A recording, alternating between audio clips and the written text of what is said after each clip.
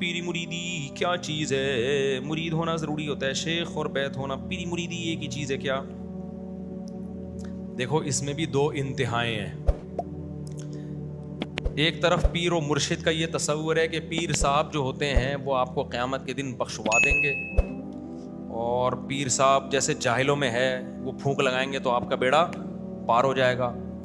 دوسری طرف ایک غلو یہ ہے کہ پیر ہے ہی نہیں، بزرگ مارکیٹ سے کیا ہو گئے ہیں؟ شارٹ، سب 2 نمبر ہیں، بس میں ہی ٹھیک ہوں. یہ دو کیا ہیں؟ انتہائیں. کچھ دن پہلے میں نے بیان کیا، اور میں نے بیان میں یہ کہا کہ یہ جو کہتے ہیں نا ہمارا کوئی فرقہ ورقہ نہیں ہے، یہ جھوٹ بولتے ہیں.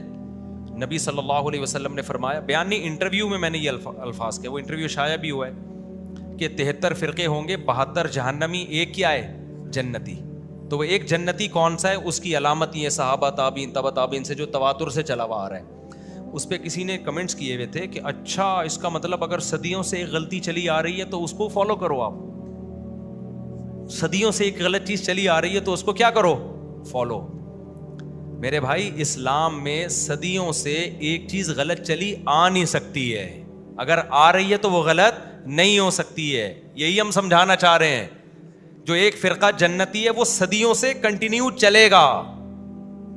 اگر کسی دور میں امت ساری غلط ہو گئی، پوری امت غلط ہو گئی، تو وہ حدیث غلط ہو جائے گی جس میں نبی نے فرمایا امت غلط نہیں ہو سکتی. تو اگر کوئی اسکالر ایسی بات کر رہا ہے، وہ کہہ رہا ہے کہ سارے فرقے غلط ہیں، میں صحیح ہوں، لیکن وہ ایسی بات مارکیٹ میں لا رہا ہے کہ پوری امت میں کوئی دور ایسا آیا ہے کہ اس نظریے کے حامل لوگ نہیں تھے، اس کا مطلب امت اس دور میں غلطی پر جمع ہو گئی تھی. جبکہ امت ایک سیکنڈ کے لیے بھی ساری امت غلط نہیں ہو سکتی. سمجھ میں آ رہی ہے بات؟ مثال سے بات سمجھاتا ہوں. دیکھو میں نے اکثر یہ دعویٰ کیا ہے، خواتین اور مردوں کی نمازوں میں جو فرق ہے نا، لوگ ہم سے کہتے ہیں حدیث میں لاؤ کہ عورت سمٹ کے نماز پڑھے گی. میں کہتا ہوں حدیث نہیں بھی ہو، صدیوں سے امت کے تمام فقہا محدثین یہ فتویٰ دیتے آئے ہیں کہ عورت کیسے نماز پڑھے گی؟ سمٹ کے. چاروں اماموں کا اختلاف ہے، اور صدیوں تک لوگ چاروں اماموں پہ جمع رہے ہیں. حرم میں جو 4 مصلے تھے نا، 400 سال 4 مصلے رہے ہیں. وجہ اس کی ہے کہ اہل سنت کی بل جماعت کی نمائندگی 4 میں سمجھی جاتی تھی. وہ 4 مصلوں کا ہونا غلط تھا، ہم اس کو غلط مان رہے ہیں کہ وہ صحیح نہیں تھا. تبھی پوری امت اس پہ جمع بھی نہیں تھی. بہت سارے علماء کو اس پہ اعتراض تھا، یہ 4 مصلے نہیں ہونے چاہیے، مصلی ایک ہی ہونا چاہیے. آپ کہہ سکتے ہیں نا 4 مصلے 400 سال پہ تک رہے تو امت غلط بات پہ جمع ہو گئی. تو جمع تو جب ہوگی جب سارے علماء نے اس کو صحیح مان لیا ہو نا. بہت سے علماء اس وقت بھی اعتراض کرتے تھے کہ بھئی یہ 4 مصلے جو ہیں، یہ تو ٹھیک ہے کہ فجر کی نماز حنفی پڑھا رہے، ظہر شافی پڑھا لے، لیکن ایک ہی نماز 2 دفعہ ہو یا 3 دفعہ یہ ٹھیک نہیں ہے. لیکن 4 مصلوں کا ہونا اس کی بہرحال علامت تھا کہ اس وقت اہل سنت کے 4 ہی نمائندے تھے، 5واں کوئی نہیں تھا. تو اس میں تو امت جمع ہو گئی نا کہ اہل سنت والجماعت جو برحق فرقہ ہے. برحق فرقہ کون سا ہے؟ سنی، جو اہل سنت والجماعت. اس کی میں نے علامتیں بتائی. حدیث میں آتا ہے کہ برحق فرقہ وہ ہوگا جو مجھے اور صحابہ کو فالو کرے گا. یہ پوری حدیث میں ڈیٹیل سے بیان کر چکا ہوں. تو 4 امام ہی وہ ہیں جو حدیث اور صحابہ کو فالو کرتے ہیں. 2 ہی فرقے بڑے رہے ہیں امت میں، یا تو چاروں اماموں کو ماننے والے جن کو سنی کہا جاتا ہے، یا ان کو نہیں ماننے والے جن کو کیا کہا جاتا ہے؟ شیعہ. صدیوں تک تو شیعوں کی نمائندگی حرم میں نہیں ہوئی ہے. حرم میں کس کی نمائندگی ہوئی ہے؟ جس کو فرقہ جنتی فرقہ سمجھا جاتا تھا، سنی، جن کے 4 مکاتب فکر ہیں، حنفی مالکی شافعی حنبلی. تو 4 مصلے تھے کیونکہ چاروں کو برحق سمجھا جاتا تھا. تو میں اکثر سوال تو 5واں کیوں نہیں تھا بھائی؟ 400 سال تھے، 5ویں نے اپلیکیشن کیوں نہیں دی؟ وجہ اس کی کہ 5واں تھا ہی نہیں. ٹھیک ہے نا، 5واں تھا ہی نہیں. امت صدیوں تک یہ سمجھتی آئی ہے کہ جو سنی فرقہ جو جنتی ہے وہ ان 4 میں بند ہے. سمجھتے ہو وہ کس میں بند ہے؟ وہ ان 4 میں ہے. ان میں سے کسی کو بھی فالو کر لو تو وہ ایک ہی فرقہ ہے، کیونکہ ان کا اختلاف فروعی مسائل کا، عقیدوں کا اختلاف نہیں ہے ان میں. تو اب لوگ سوال یہ کرتے ہیں کہ بھائی یہ تو صدیوں سے امت اگر غلط کرتی آ رہی ہو تو ہم اسی غلط کو فالو کریں گے. تو صدیوں سے امت غلط بات پہ جمع ہو نہیں سکتی، یہ ہم سمجھا رہے ہیں. اگر آپ کو لگ رہا ہے کہ جمع ہو گئی تھی تو اس کا مطلب آپ کی سوچ غلط ہے، امت کی سوچ غلط نہیں ہے. یہ آپ کے غلط ہونے کی دلیل ہے. اب میں اس کی ایک مثال دے رہا ہوں. اہل حدیث ہم سے پوچھتے ہیں اور اب پوچھتے ہیں, پہلے تو اہل حدیث بھی یہی فتوے دیتے تھے کہ عورت سمٹ کے نماز پڑھے گی. قدیم اہل حدیث جو ہندوستان کے آپ نکالو سب یہی فتوے دے رہے ہیں کہ عورت کیا کرے گی, سمٹ کے نماز پڑھے گی. تو لوگ کہتے ہیں حوالہ کہاں ہے؟ بھائی اہل حدیث چیلنج کرے کہ کوئی حوالہ نہیں ہے.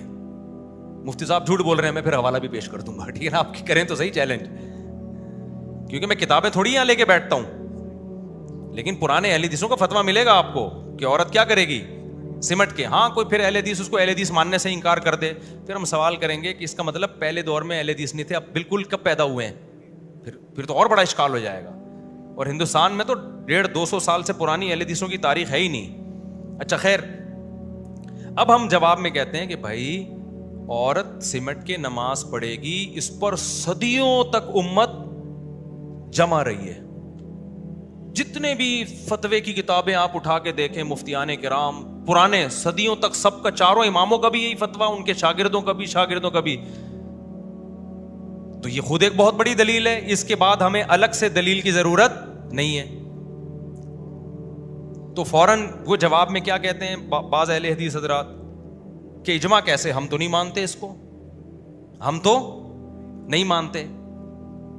بھائی اب آپ نہیں مان رہے نا, اب آپ نے اجماع کی مخالفت کر دی. جب ایک دفعہ اجماع ہو گیا اور حدیث نے کہا امت گمراہی پہ جمع نہیں ہو سکتی, تو اس کا مطلب امت نے جو فتویٰ دیا کہ عورت سمٹ کے نماز پڑھے گی, وہ پوری امت نے غلط فتویٰ دے دیا.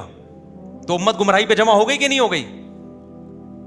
تو حدیث کی روح سے امت کو غلط قرار دینا پاسبل نہیں ہے, آپ کو غلط قرار دینا پاسبل ہے, اور وہ ہم غلط قرار دیتے ہیں کیونکہ پاسبل ہے. اور کیسے قرار دیتے ہیں؟ وہ ہم ایسے قرار دیتے ہیں کہ میرے بھائی اگر عورت کا سمٹ کے نماز پڑھنے پر کوئی حدیث نہیں ہے, تو پھر عورت کے صفا مروہ پہ چلنے پر بھی کوئی حدیث نہیں ہے کہ چلے گی. حدیثوں میں تو ملتا ہے, جیسے حدیث میں ملتا ہے صلو کما رأیتمونی اصلی, جیسے میں نماز پڑھ رہا ہوں ایسے پڑھو, تو ایسے ہی حدیث میں یہ بھی ملتا ہے خذوا عنی مناسککم, جیسے میں نے حج کیا ایسے کرو. تو نبی حج میں چلے ہیں یا دوڑے ہیں؟ صفا مروہ پہ دوڑے ہیں. تو آپ عورتوں کو کیوں چلاتے ہو؟ آپ فتویٰ دو کہ عورتیں دوڑیں گی. قیامت آ جائے گی, کوئی حدیث آپ کو نہیں ملے گی. ہم کہتے ہیں جیسے وہ اجماع سے ثابت ہے, تو سمٹ کے نماز پڑھنا بھی کیا ہے؟ اجماع سے ثابت. اب اگر کوئی اہل حدیث فتویٰ دے کہ نہیں عورت دوڑے گی چلے گی نہیں, ہم کہے بھائی اجماع سے ثابت ہے کہ چلے گی دوڑے گی نہیں. وہ کہے گا جب میں اس کے خلاف فتویٰ دے رہا ہوں تو اجماع کہاں ہے, میرا اختلاف ہو گیا نا. تو ہم کیا کہیں گے؟ بھائی جب ایک دفعہ اجماع ہو جاتا ہے اس کے بعد اختلاف کرنے کی کسی کو اجازت نہیں ہوتی. اجماع کا مطلب ہی یہی ہوتا ہے, بات میں اب آپشن ختم ہو گیا اختلاف کرنے کا.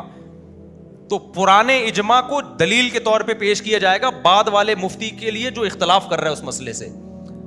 اور میں نے یہ پیش گوئی کی تھی کہ دیکھنا ایسے اسکالرز پیدا ہوں گے جو کہیں گے کہ جیسے عورت مردوں کی طرح نماز پڑھتی ہے, عورت حج عمرے میں دوڑے گی, صفا مروہ میں چلے گی نہیں. اور پھر وہ فتویٰ بھی مارکیٹ میں کیا کرے گا؟ چلے گا. کیونکہ جیسے حدیث ہمارے پاس عورت کے سمٹنے پہ نماز پڑھنے پہ نہیں ہے, ایسے ہی صفا مروہ پہ چلنے پہ بھی نہیں ہے. تو وہ ہو گیا فتویٰ, وہ آ گیا مارکیٹ میں. ناصر الالبانی نے فتویٰ دیا کہ عورت صفا مروہ میں دوڑے گی چلے گی نہیں, ٹھیک ہے نا. کسی نے البانی سے پوچھا کہ حضرت عائشہ کا قول ہے کہ چلے گی دوڑے گی نہیں, حضرت عائشہ کا قول ہے کہ صفا مروہ پہ عورت کیا کرے گی؟ چلے گی دوڑے گی نہیں. تو انہوں نے جواب دیا کہ عائشہ کا قول حجت نہیں ہے ہمارے لیے. ہمارے لیے کس کا قول حجت ہے؟ اصولی بات کی انہوں نے, بھئی ہم تو نبی کے قول کو, نبی نے فرمایا حج ایسے کرو جیسے میں نے کیا. انہوں نے مزید دلیل ایک یہ دی ہے کہ حضرت ہاجرہ تو عورت تھیں, وہ صفا مروہ میں دوڑی تھیں, وہ چلی تھوڑی تھیں, تو آپ کیوں چلا رہے ہو؟ آپ بھی دوڑاؤ عورتوں کو. اب آپ دیکھو صفا مروہ میں خواتین کی ریسنگ کے مقابلے شروع ہونے والے ہیں. تو اہل حدیث جس بیس پہ وہ دلیل دیں گے نا ان کو کہ نہیں نہیں بھائی صدیوں سے ایسے ہی چلا آ رہا ہے, تو ہم بھی کہیں گے صدیوں سے عورت سمٹ کے ہی نماز پڑھتی چلی آ رہی ہے.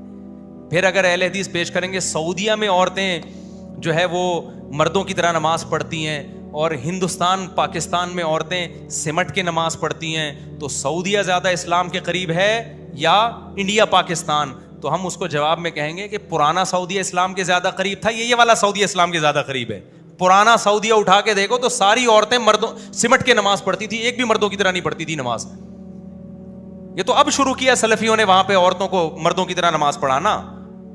آپ سعودیہ کے کسی بوڑھے سے پوچھو, وہ بتا دے گا ہمارے باپ دادا میں جو عورتیں تھیں وہ عورتوں کی طرح پڑھتی تھیں سمٹ کے. یہ تو بعد میں فتویٰ آیا ہے. امام شافی کے دور کا سعودیہ جو تھا نا, مکہ, اس میں سمٹ کے نماز پڑھتی تھیں. امام احمد کے دور کا جو مکہ مدینہ تھا اس میں عورتیں سمٹ کے, تبھی امام احمد کا فتویٰ بھی یہ سمٹ کے نماز پڑھیں گے. اور امام احمد چھوٹے شخص نہیں ہیں, امام بخاری کے استاذ ہیں. سمجھ میں نہیں آ رہی بات؟ تو آپ یہ کہہ سکتے ہو, ہم اہل حدیث کہہ سکتے ہیں کہ جی ہم حضرت عائشہ کے بارے میں جو کہتے ہیں نا, جو ہم کہتے ہیں عورت چلے گی دوڑے گی نہیں, تو حضرت عائشہ کی حدیث ہے ہمارے پاس. حضرت عائشہ نے فرمایا کہ تمہارے لیے ہم میں, عورتوں کے لیے ہم میں ایک نمونہ ہے, اسوہ حسنہ ہے, تو ہم چلتے ہیں تو تم بھی کیا کرو, چلو. تو ہم اہل حدیث کو جواب دیں گے, حضرت اسلاف سے اگر آپ نے ثابت کرنا ہے تو اسلاف سے تو خواتین کے سمٹ کے نماز پڑھنا بھی ثابت ہے. وہاں آپ کہتے ہو ہم نبی کی حدیث مانیں گے, صحابی کی یا تابعی کی بات نہیں مانیں گے.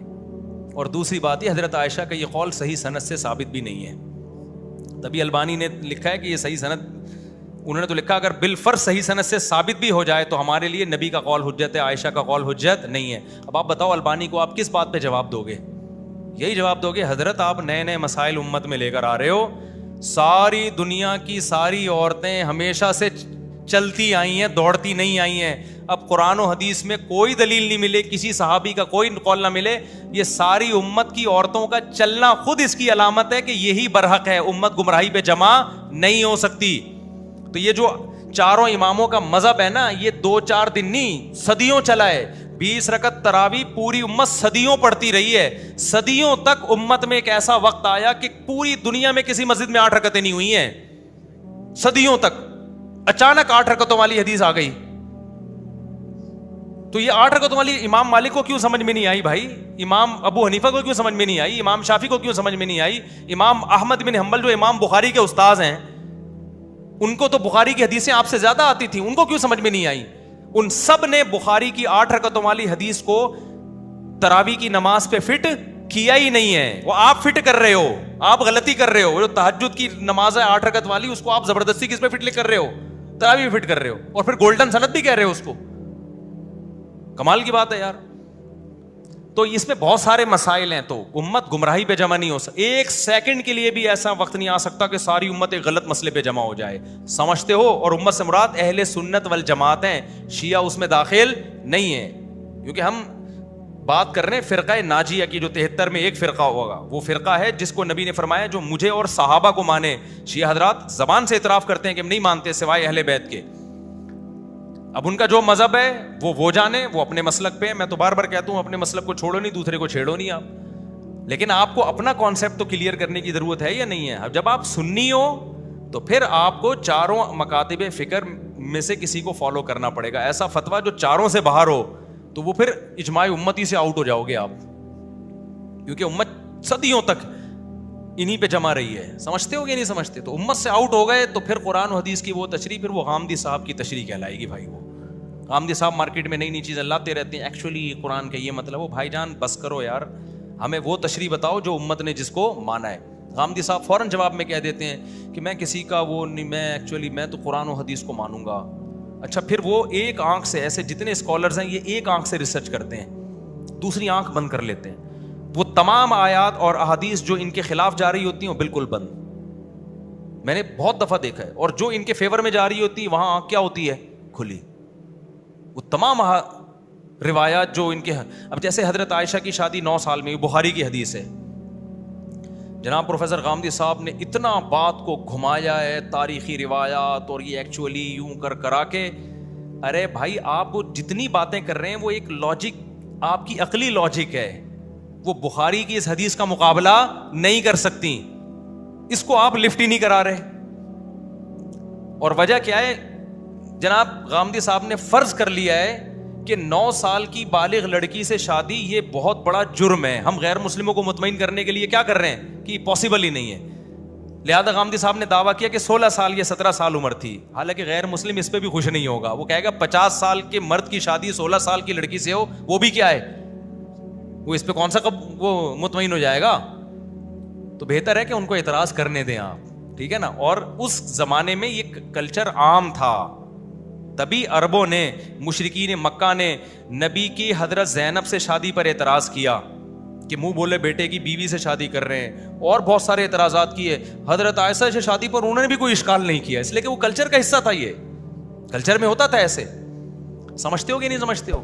تو آج کل لوگ دلائل جب دیکھتے ہیں نا, ایک آنکھ بند کرتے ہیں, دوسری کیا کر لیتے ہیں, کھول لیتے ہیں, بس اس سے دیکھ رہے ہوتے ہیں, ادھر والے پی رہے ہوتے ہیں. میجورٹی جو اسکالرز یوٹیوب پہ ان کا یہی حال ہے, میجورٹی رفع الیدین کرنے والی حدیثیں آ رہی ہیں, نہ کرنے والی ضعیف ضعیف ضعیف ضعیف.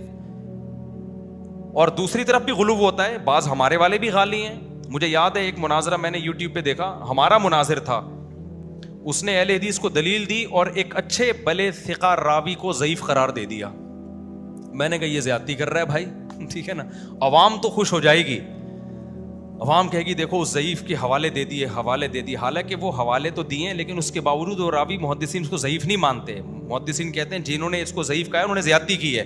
اب یہ اس مناظر کو پتہ ہے لیکن عوام کو نہیں پتا, لہذا وہ ہمارا والا مناظر بیوقوف بنا رہا ہے, تو وہ والے بھی بناتے ہیں بیوقوف, اہل حدیث بھی بناتے ہیں, ہمارے والے بھی بناتے ہیں, اور بہت سے ایسے ہیں جو نہیں بھی بناتے. ایسا نہ کوئی مناظر کہ آپ نے مجھے بیوقوف کہا ہے, بھائی آپ کے علاوہ کی بات کر رہا ہوں میں. تو عوام کو بھائی بہت مشکل ہے, اس لیے جو صحیح علماء ہیں ان پہ اعتماد آپ کو کرنا پڑے گا.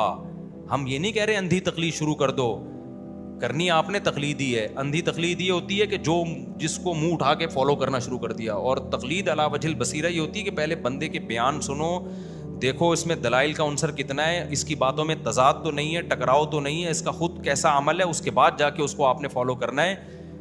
اس کے علاوہ آپ کے پاس کوئی آپشن نہیں ہے. ورنہ دلائل کی دنیا میں بیوقوف بنانے والے تو وہ بھی ہیں جو میں نے بھی بتایا. خاتون کہہ رہی ہے میری بیٹی سے شادی کر لو, میں نے کہا کیسے کر لوں, میری تو 4 ہو گئی ہیں. وہ کہہ رہی ہیں مثنا و ثلاث و رباع, 2 2 3 3 4 4, 2 2 4 ہو گئے, 3 3 6 ہو گئے, اور 4 4 8 ہو گئے, ٹوٹل ہو گئے 18. تو 18 شادیاں. اور بعض اسکالر ایسے ہیں, ایک فرقہ ہے باقاعدہ جو کہتے ہیں 18 شادیاں بھی جائز ہے. سعودی عرب کے نا کسی کوئی گاؤں دیہات تھا, وہاں سے کچھ لوگ آئے نا, پاکستان آئے, پوری فیملی تھی. تو ان کو پتا چلا جی مولوی صاحب ہیں, بیان کرتے ہیں, تو وہ ہمارے گھر بھی آ گئے پوری فیملی. وہ پتہ نہیں کون سا فرقہ تھا, کسی گاؤں میں تھا. اچھا میری 3 وائف تھیں اس وقت, تو ان کے گھر کی عورتوں نے پوچھا کہ میرے بارے میں نا, تو گھر والوں نے بتا دیا بھائی 3 ہے, 2 تھیں میرے اس وقت, میں بھول بھی جاتا ہوں اب کیا کریں, 3 2 تو 2 تھیں. تو انہوں نے کہا تمہارے میاں کتنی شادی کریں گے, انہوں نے کہا بھائی 4 سے زیادہ کوئی جاتی نہیں. تو وہ خاتون اس کو سمجھا رہی تھی کہ بھائی ہمارے گاؤں میں کوئی سعودی عرب کے کسی علاقے میں کوئی فرقہ ہے, ہمارے یہاں تو 16 16 17 17 بیویاں رکھتے ہیں لوگ, اور جائز ہے اسلام میں. میں نے کہا لے بھائی. پھر وہ خاتون نے پردہ کیا, میں نے ان سے جا کے پوچھا پردے میں, میں نے کہا یہ کون سا فرقہ ہے؟ انہوں نے کہا نہیں یہ ہے ہمارے یہاں کرتے ہیں لوگ, کوئی گاؤں ہے دور دراز کا علاقہ ہوگا, دیہات کا. تو ایسے بھی لوگ ہیں دنیا میں جو اس کے قائل, اور کتابوں میں بھی اس کا تذکرہ ملتا ہے. لیکن میرے بھائی کیوں ہم اس کو جائز نہیں سمجھتے؟ امت کا اجماع اس کے خلاف. حدیث میں بھی ہے کہ ایک شخص کی 10 بیویاں تھیں, جب وہ اسلام لائے تو آپ نے فرمایا 4 رکھو باقی کو چھوڑ دو. حدیث میں بھی ہے, اور اجماع امت سے بھی یہ بات ثابت ہے. اچھا میرے بھائی, تو پیر مریدی پہ میں بات کر رہا تھا. تو 2 قسم کے مبالغے, ایک یہ کہ بزرگ مارکیٹ سے کیا چل رہے ہیں, شارٹ چل رہے ہیں. ونس اپون اے ٹائم بزرگ ہوا کرتے تھے, اب نہیں ہے, یہ بھی غلط نظریہ ہے. اور ایک یہ کہ بزرگوں کو ایسا بنا لیا جائے کہ خدا اور رسول کے بجائے بزرگ کو اپنا باپ بنا لیا ہے, ٹھیک ہے نا, ایسا بنا لیا ہے کہ وہ بزرگ نہ نماز پڑھ رہا ہے نہ وہ پردہ کروا رہا ہے. تو بزرگ کا جو کانسیپٹ ہے نا, اس میں یہ ہے کہ آپ جب کسی سے بیعت ہونا چاہتے ہیں, اس کا مطلب یہ ہوتا ہے کہ آپ سے اپنی اصلاح نہیں ہو پا رہی, تو آپ کو کاؤنسلنگ کی ضرورت ہوتی ہے. تو آپ تلاش کرتے ہو کسی ایسے اللہ والے کو جس میں نمبر 1 علم بھی کامل ہو اس کے پاس, نمبر 2 تقویٰ ہو, نمبر 3 آپ کو یہ لگے کہ یہ مجھے ٹھیک کر سکتا ہے, اس کے پاس بیٹھنے سے مجھے کیا ہو رہا ہے, فائدہ. بہت سے لوگ نیک ہوتے ہیں, تقویٰ علم, آپ کو ان سے فائدہ نہیں ہوتا, مناسبت ہی نہیں ہوتی. آپ تو مناسبت بھی ہے, علم بھی ہے, تقویٰ بھی ہے, تو بہتر یہ ہوتا ہے کہ ایسے شخص کے ہاتھ میں ہاتھ دے کے اپنے آپ کو اس کے حوالے کر دیا جائے. یہ اندھی تقلید نہیں ہے, بلکہ آپ نے پہلے تحقیق کی ہے کہ نیک بھی ہے. اب 100% تحقیق تو کسی کے بارے میں ممکن نہیں ہے نا, غالب گمانی ہو سکتا ہے نا. نیک بھی ہے, علم بھی ہے, اور کیا ہے, میری اصلاح بھی کر سکتا ہے. تو پھر اپنے آپ کو اس کے حوالے کیا جائے کہ آپ جو مجھے ہدایات دیں گے میں دل و جان سے ان کو قبول کروں گا. آپ کو ڈانٹنے کی بھی اجازت ہے, مجھے پٹائی لگانے کی بھی اجازت ہے, تاکہ میں کیا بن جاؤں, انسان کا بچہ. مجھ سے میں کوشش کروں گا گناہ چھوڑنے کی, پہلے خود کوشش, نہیں کامیاب ہوا تو آپ کو لکھ کے دوں گا میرے اندر یہ برائی ہے, چھڑوا دیں, کوئی آپ طریقہ بتائیں. تو جو ماہرین ہوتے ہیں وہ طریقے بتاتے ہیں, وہ گائیڈ کرتے ہیں, پھر ان کی صحبت میں آپ بیٹھتے ہیں, پھر وہ مانیٹر کرتے ہیں آپ کو, اس سے بہت فائدہ ہوتا ہے. جتنے بڑے بڑے اللہ والے بزرگ اس دنیا میں گزرے ہیں سب کا کوئی نہ کوئی پیر تھا, جتنے بڑے بڑے گزرے ہیں. حتیٰ کہ ابن تیمیہ رحمۃ اللہ علیہ, جو وہابیوں کے, جن کو وہابیوں یعنی جن کو کہا جاتا ہے کہ ایکسٹریم لیول کے وہابی, ہم تو ان کو اہل سنت والجماعت کا امام سمجھتے ہیں, لیکن جو مخالف ہیں ان کو کہتے ہیں ایکسٹریم لیول کے وہابی, وہ بھی اس کے قائل ہے کہ انسان پر لازم ہے کہ کسی شیخ سے اصلاحی تعلق قائم کرے. سمجھتے ہو کہ نہیں سمجھتے؟ اور جو اہل حدیثوں میں معتدل ہیں وہ بھی پیر و مرشد کے قائل ہیں. مولانا شرف علی تھانوی رحمۃ اللہ علیہ سے بہت سارے اہل حدیث بیعت تھے, ہمارے شیخ مفتی رشید احمد صاحب سے بہت سے اہل حدیث بیعت ہوئے ہیں, آ کے اصلاحی تعلق قائم کیا ہے. بہت سے اہل حدیث میرے سے بھی تعلق ہے ان کا, مجھ سے گائیڈنس لیتے رہتے ہیں, حالانکہ ان کا مسلک ہی ہم سے کیا ہے, اختلاف ہے. تو یہ ضرورت ہے سوسائٹی کی, معاشرے کی, ورنہ آپ بے لگام اونٹ کی طرح نا پھرتے رہو گے. تو نہ جاہل کو پیر بناؤ, ایسا بھی نہیں ہے کہ جو سلنڈر بھر کے پھونکے لگا رہا ہے وہ پیر ہے آپ کا. پیر کا پھونک سے کوئی تعلق نہیں ہے, روحانی علاج سے, جن چڑیل بھوت سے پیر کا کوئی تعلق نہیں ہے. نہ پیر آپ کو جنت میں لے کے جائے گا, نہ پیر آپ کی بگڑی بنائے گا, نہ آپ کے مسائل نمٹائے گا, وہ اپنے مسائل میں اتنا گھرا ہوا ہوتا ہے. اس کا کام صرف کاؤنسلنگ ہے, آپ کے دل میں اللہ کی محبت بھڑکانا, دنیا کی محبت نکالنا, دنیا کا مسافر خانہ ہونا, یہ والے سافٹ ویئر آپ کے اندر انسٹال کرنا, آپ سے برائیاں چھڑوانا, نیکیوں پہ آپ کو لانا, یہ کام ہے. اب اس میں ایک شرط علماء نے لگائی ہے کہ عوام صرف خود فیصلہ نہ کرے کہ کون نیک ہے, کیونکہ عوام سے اس میں غلطی کا امکان بہت زیادہ ہے. خود فیصلہ نہ کرے کہ نیک ہے اور عالم بھی ہے یا نہیں ہے, نہ نہ نہ, بلکہ ان سے پہلے کے جو قابل اعتبار علماء تھے نا, انہوں نے اس کو, کسی معتبر نے اس کو اجازت دی ہو, اجازت بیعت. سمجھ رہے ہو کہ نہیں سمجھ رہے؟ یعنی کسی شیخ سے اس کو باقاعدہ خلافت ملی ہو, کسی کی طرف سے اس کے پاس سند ہو کہ بھائی میری طرف سے اس کو اجازت ہے کہ اس کا علم اور تقوی یا اصلاح کا عنصر اس میں اتنا ہے کہ یہ لوگوں کی اصلاح کر سکتا ہے. وجہ اس کی یہ کہ اگر ہم یہ شرط نہیں لگاتے نا کہ آپ سے ماضی میں جو کوئی شیخ تھا اس کی طرف سے اجازت ملی ہو, تو پھر لوگ خود آئیں گے کہ میں بہت, چونکہ میں نیک ہوں, میرے پاس علم بھی بہت ہے, تو مجھ سے بیعت ہو جائیں آپ. تو یہ چیز ٹھیک نہیں ہے, یہ حب جاہ کی علامت ہے کہ آپ خود ہی فنڈر بننے کی کوشش کر رہے ہو, یہ خود آپ کے 2 نمبر ہونے کی دلیل ہے. اس لیے علماء نے شرط لگائی ہے کہ بھائی پیر اور مرشد وہ بن سکتا ہے جس کو اس سے پہلے کہ کسی پیر سے اجازت ملی ہو, اور اس پیر سے ملی ہو جو خود سچی مچی کا پیر ہو, سنت کو فالو کرتا ہو, بدعت کو فالو نہ کرتا ہو, اس کے دل میں خود بھی دنیا کی محبت نہ ہو, اس پہ وقت کے علماء کو اعتماد ہو. ایسا نہ ہو کہ سارے علماء اس کے خلاف ہوں. اگر سارے علماء کسی کے خلاف ہے وہ تو نیک انسان نہیں ہے, وہ پیر اور مرشد تو بہت دور کی بات ہے. سارے ڈاکٹر کسی ڈاکٹر کے خلاف ہیں, یا تو وہ سارے غلط ہیں یا یہ غلط ہے. 2-4 ڈاکٹر تو ہر ایک ڈاکٹر کے خلاف ہوتے ہیں, سارے ڈاکٹر کے خلاف ہیں, تو میرے بھائی پھر یہ ٹھیک, ہم سارے ڈاکٹروں کو غلط نہیں کہہ سکتے, اس ڈاکٹر کو غلط کہنا پڑے گا. تو سارے علماء کسی کے خلاف ہیں تو یہ پھر وہ صحیح کیسے ہو سکتا ہے؟ تو وقت کے علماء کو اس پہ اعتماد ہو. ہاں اب یہ کہہ سکتے ہیں کہ سارے علماء کو اعتماد نہیں ہوتا, علماء خود بھی تو کوئی 2 قسم کے, حق اہل حق علماء, باطل علماء. مولوی بھی تو 1 نمبر بھی ہیں, 2 نمبر بھی ہیں. تو وقت کے جو سنجیدہ علماء ہیں ان کی طرف سے اس کو اجازت باقاعدہ ملی ہوئی ہو, اعتماد ہو, اس کے خلاف کوئی ایسا معتبر علماء کا فتویٰ نہ ہو کہ بھائی اس کے پاس بیٹھنا ہی جائز نہیں ہے. تو پھر یہ تمام شرطیں جب پائی جائیں گی تو پھر اس سے بیعت ہونے کے بہت فائدے ہیں. دیکھو میں اگر مفتی رشید احمد صاحب سے بیعت نہ ہوتا تو آج جو اللہ ٹوٹا پھوٹا مجھ سے کام لے رہا ہے, سوال ہی پیدا نہیں ہوتا کہ میں کرتا. اور میں مفتی رشید احمد صاحب سے کیوں بیعت ہوا پتہ ہے؟ پہلی دفعہ میں جب ان کے پاس گیا تو میں نے سب سے پہلے یہ دیکھا کہ ان پر وقت کے علماء میں سے کس کس کو اعتماد ہے. ان سے پہلے بھی تو بڑے بڑے بزرگ گزرے ہیں. پتہ چلا جی حضرت مفتی محمد شفیع صاحب رحمۃ اللہ علیہ, جو مفتی تقی صاحب کے استاذ ہیں, انہوں نے ان کو اپنا نائب بنایا تھا فتوے میں.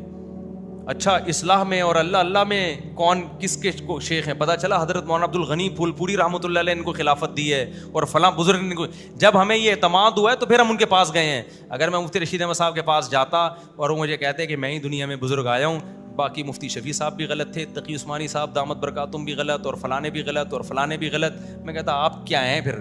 ٹھیک ہے نا, مجھے آپ پہ اعتماد کیسے آئے؟ کہتے میری بات دلیل سے ہوتی ہے, باقی سارے کیا بیچ رہے تھے, منجن بیچ رہے تھے. تو بیوقوف تو متاثر ہو جاتا, میں کم از کم اتنا بیوقوف نہیں ہوں. میں جب حضرت کے ہاتھ پہ بیعت ہونے کے لیے گیا, سب سے پہلے میں نے مفتی رشید احمد صاحب اپنے شیخ کے بارے میں دیکھا, وقت کے علماء کی ان کے بارے میں کیا رائے ہے. جس عالم کے پاس گیا انہوں نے کہا بھائی ان کے تقوی میں شک نہیں کیا جا سکتا. یہ تو اشکالات ہوئے کہ تقوی میں ذرا ضرورت سے زائد متقی ہیں, یہ اشکالات تو ہوئے. کسی ایک نے بھی یہ نہیں کہا کہ یہ متقی نہیں ہے. علم کی جہاں تک بات آئی تو صرف ان کی کتابیں پڑھ کے ہم نے فیصلہ نہیں کیا کہ عالم ہے. علماء جو ان سے پہلے علماء تھے, یہ دین یتیم تھوڑی ہے کہ آج اسلام آئے, اسلام تو 1400 سال سے چلا آ رہا ہے. ان سے پہلے کون سے بڑے بڑے علماء تھے جنہوں نے ان پہ اعتماد کیا. پتہ چلا جی حضرت مفتی تقی صاحب ان کے شاگرد ہیں, 8 سال شاگرد رہے ہیں. اور حضرت مفتی شفیع صاحب رحمۃ اللہ علیہ کی مجلس میں یہ شریک ہوا کرتے تھے, مجلس تحقیق میں. تو وقت کے علماء پھر مجلس تحقیق میں حضرت کو بلایا جاتا ہے, بیٹھتے ہیں. کوئی نیا فرقہ نہیں ہے, جو علماء کا سلسلہ چلا رہا ہے اسی کا ایک حصہ ہے. پھر جا کے ہم حضرت کے ہاتھ پہ بیعت ہوئے, اور ہمیں الحمدللہ اتنا فائدہ ہوا کہ آپ کی سوچ. اگر میں بیعت نہ ہوتا, میں اللہ کی قسم اٹھا کے کہہ سکتا ہوں, مبالغہ نہیں ہوگا انشاءاللہ, کہ میں ایسا فرقہ نیا بناتا نا کہ آپ یہ جو چھوٹے چھوٹی فرقیاں مارکیٹ میں آ رہی ہیں آپ بھول جاتے. میں جو تقریب کاری کا کام کرتا نا قرآن و سنت کے نام پہ, آپ کی سوچ سے بھی زیادہ, کیونکہ ہمیں بولنا بہت اچھا آتا ہے الحمدللہ, اور حوالے دینے بھی آتے ہیں. پھر میں جو حوالے دے دے کے الو بناتا آپ لوگوں کو, آپ بھول جاتے. لیکن ہمیں بڑوں نے پہلے بتا دیا تھا کہ بے لگام اونٹ نہ بننا, اپنے آپ کو کسی بڑے کے حوالے کرنا. اس کے بعد جب حضرت مفتی رشید احمد صاحب کا انتقال ہوا تو ان کے جو نائب تھے ان کے ہاتھ پہ میں بیعت ہوا, اور اب تک بیعت ہوں. وہ میری غلطیاں مجھے اب تک بتاتے ہیں, آپ نے بیان میں غلط بولا ہے, رجوع کرو اس سے. تو کوئی ہے بڑا غلطیوں پر تنبیہ کرنے والا, اس لیے ٹریک سے ہٹے نہیں ہم. کوئی تنبیہ کرنے والا نہ ہوتا تو آپ دیکھتے ہم کوئی نیا فرقہ لازمی بنا کے, پھر ہم یہ بھی غلط وہ بھی غلط. لوگ کہتے ہیں یار بس الفلاحیہ ہی ٹھیک ہے, اور بے وقوف آپ کو ہول سیل کے حساب سے ہر جگہ مل جاتے ہیں. میرا ایک مجمع ہوتا اور میرے سبسکرائبر 4 ملین نہیں ہوتے, 10 ملین ہوتے, کیونکہ نہیں لائے گا نا جب مارکیٹ میں تو چلے گی بہت. میں تو پرانی لا رہا ہوں, میں تو کہہ رہا ہوں ابا کی اطاعت کرو, بہو کو چاہیے ساس کی خدمت کرے. یہ سب پرانے قصے ہیں. اسکالرز وہ چلے گا جو کہے گا بہو کو چاہیے ساس کی خدمت نہ کرے, اس کا کلپ ایک دم دنادن ملین تک جائے گا. کلپ اس کا چلے گا جو کہے گا بیوی پر لازم نہیں ہے کہ شوہر کی خدمت کرے. میں تو پرانی باتیں کر رہا ہوں, بیوی پر لازم ہے کہ کیا کرے, کیونکہ سارے علماء یہی کہتے آئے ہیں, بیوی کو چاہیے کہ شوہر کی کیا کرے بھائی, خدمت کرے. ٹھیک ہے نا, تو ہم نے وہی بات کی جو سارے کر رہے ہیں, چل نہیں رہا وہ کلپ. لیکن اگر میں کہوں کوئی بیوی شیوی پر لازم نہیں ہے, اور جب بیوی تمہاری ماں کی خدمت کرتی ہے تو تم پہ بھی لازم ہے اس کی ماں کی, اس کے گھر جا کے خدمت کیا کرو, آفس مت جایا کرو, تو چلتا مارکیٹ میں. لوگ کہتے ہیں یہ ہے. اور پھر ایک اور بات میں جب کرتا نا تو میں 20 ملین تو کراس کر چکا ہوتا. میں کہتا یہ سارے مولوی کیا ہیں, 2 نمبر غلط. دکانیں چل رہی ہیں قرآن و سنت کے نام پہ, سب دکانیں چل رہی ہیں, اور یہ سب غلط. اور نظام کی تبدیلی کی تو کوئی بات ہی نہیں کر رہا, حالانکہ میں بھی صرف بات ہی کر رہا ہوتا, پیکج میرے پاس بھی کوئی نہیں ہوتا. باتیں بڑی بڑی ایک دم ایکسٹریم اوپر کی باتیں نا, آسمانوں کی بات, سائنس کی باتیں, اور دے دنا در. ہم اس سے زیادہ چل جاتے ہیں کیونکہ ہم تو اردو ہماری مدر لینگویج, ہمیں تو اردو سے عشق ہے بھائی, تو ہم تو ایسی ٹھیک دنادن اردو بولتے ہیں. ابھی تو ہم جب بیان کر رہے ہوتے ہیں بہت سی چیزوں کو دیکھ رہے ہوتے ہیں, ادھر غلطی نہ ہو جائے, ادھر غلطی نہ ہو جائے, مبالغہ نہ ہو جائے, ایسا نہ ابا کے حقوق اتنے بیان ہو جائیں کہ بیٹوں کے حقوق کی مارکیٹ سے کیا ہو جائیں شارٹ, شوہر کے اتنے حقوق نہ ہو جائیں کہ وہ بیویاں پہ ظلم شروع ہو جائے, اور بیوی کے اتنے نہ ہو جائیں کہ شوہر پہ. تو بیلنس لے کے یہ بڑا مشکل کام ہوتا ہے میرے بھائی. تو چینل اس کا چلتا ہے جو 1 نمبر کا کیا ہو, پھینکو, بغیر پھینکے 4 ملین تک چلا جانا نا, یہ آپ کو بتاؤں بہت مشکل کام ہے, یہ بہت مشکل کام ہے. سمجھتے نہیں ہے نا بات کو, جب نہیں پڑے گا رات کو تو کیسے سمجھے گا بات کو. اچھا بعض لوگ میرے بارے میں یہ بھی کہتے ہیں کہ مفتی صاحب کے ویورز نہیں ہیں چینلوں پہ, ٹھیک ہے نا, ایک کلپ پہ 20 ہزار 30 ہزار آتے ہیں, اور بعضوں کے 1 ملین آ جاتے ہیں. دیکھو ہمارے ویورز بکھرے ہوئے ہیں بہت زیادہ, بس یہ میں کر کے آپ کو سوال کا موقع. ہمارے ویورز کیا ہیں, ایک کلپ میرا 20 چینل چلا رہے ہوتے ہیں, ان تمام ویورز کو آپ جمع کرو گے تو پھر بہت زیادہ ہو جاتے ہیں وہ. تبھی تو میری ہر بات ہر ایک کو پتا ہوتی ہے, ہر بات میں جہاں بھی گیا ہوں نا سب کو پتا ہوتا ہے, پوری دنیا کو, امریکہ کے صدر کو بھی پتا چل گیا میری 4 شادیاں ہو گئی ہیں, پوری دنیا کو. حالانکہ اس کے ویورز کتنے ہیں 4 شادیوں والے کلپ کے ایک چینل پہ؟ ویورز تو میرا خیال ہے 1 لاکھ ہوں گے بمشکل. پتا 1 لوگوں کو ہوگا. اس کا مطلب یہ کیسے پتا چل گیا بھائی؟ ویورز دے دنا دن. میں نے ایک دفعہ بیان کیا تھا کہ بریانی مسالے والی ہونی چاہیے.